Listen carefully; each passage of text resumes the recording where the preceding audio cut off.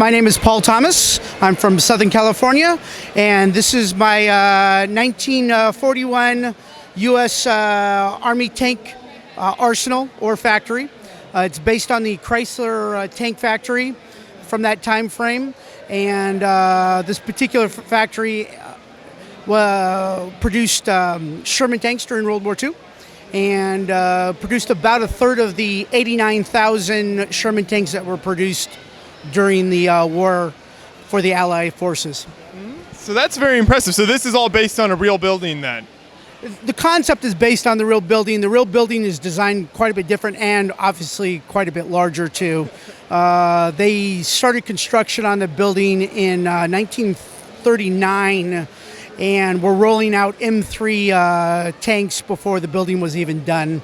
And they were going over to Allied forces and U.S. forces. They quickly switched over to the Sherman when they realized that the M3 was not a very good tank. So. Okay. Well, let's kind of take us through each section of the building here and kind of show us what you've got in there.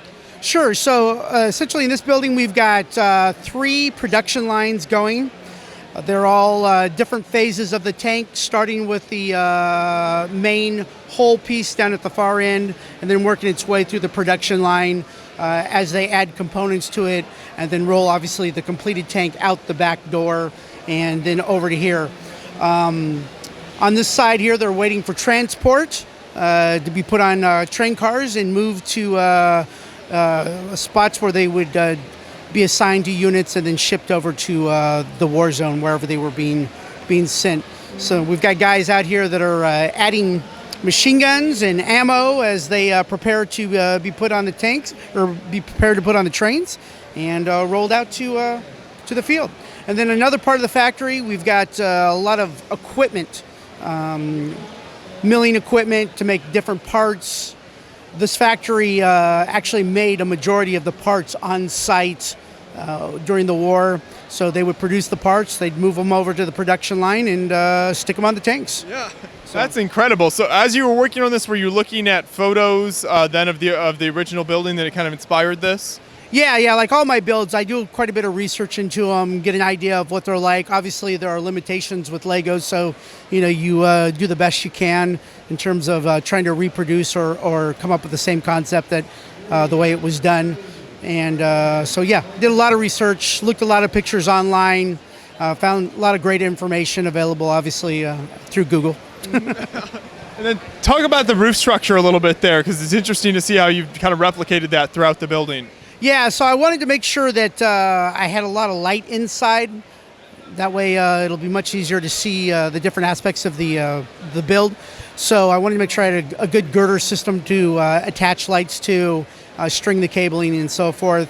And it came out nice. I probably should have done a little less so people would have a better access or viewing to it, but it is what it is. And I like the design and how it came out. So.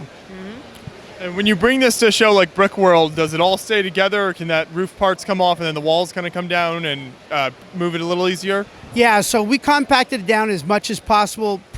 This particular layout breaks down to 3 30 by 60 inch tables. The center 30 by 60 inch table stays together for the most part.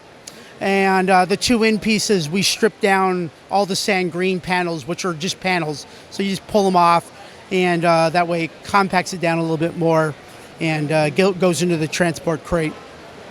So it takes about 3.5 hours to put together once we're on site. That's not too bad, it could be worse. yeah, 3.5 hours for a setup is a little longer than I'm used to, but yeah, not too bad. Then I noticed some of the minifigs around here, like this great scene of the guys getting their photograph taken there. So what kind of parts did you use for that? How did those come together? Those were custom minifigs. Most of them, I think those ones are from Brickmania. We've got a Patton figure there, and then of course some other tank commanders that would have been visiting the factory and checking out the product as it rolled off the line. Yeah. So. Well, it's a great display here. I always love seeing these like historically based buildings. So thanks so much for bringing it to the show. Well, thanks for stopping by, and good to see you guys again.